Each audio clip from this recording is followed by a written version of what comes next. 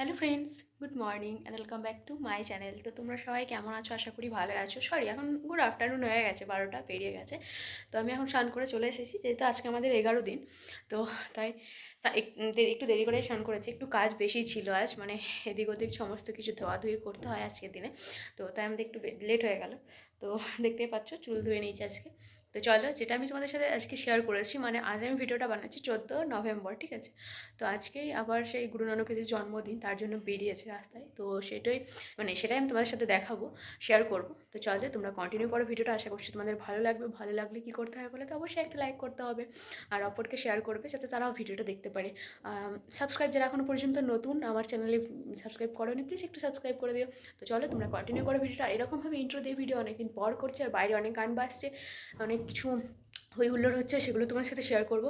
কিছুক্ষণ মধ্যেই চলে আসবে ওরা আমাদের বাড়ির সামনে, সেটাই আমি তোমাদের সাথে শেয়ার করবো। আর আমি আজকে এই জামাটা পরে নিয়েছি, তার কারণ হলো আমার চোখে হয়েছে ইনফেকশন।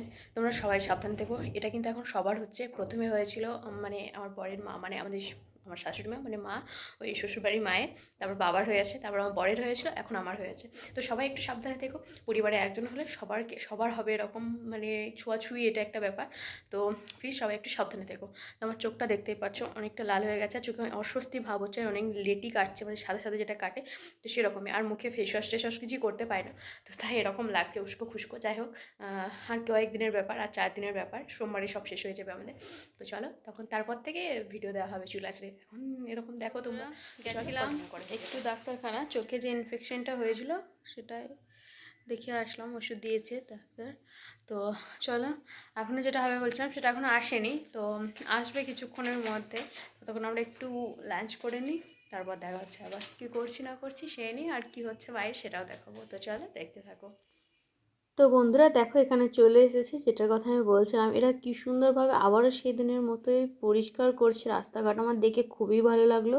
তো তোমরাও দেখো, কন্টিনিউ করো ভিডিও, তোমাদের অবশ্যই ভালো লাগবে। আর সবাই দর্শন করো, এরকম জিনিস অনেকের কপালে জোটে না, তো তোমরা দর্শন করে নাও একটু। আর সবাই প্লিজ লাইক করতে কেউ ভুলবে না একটা করে।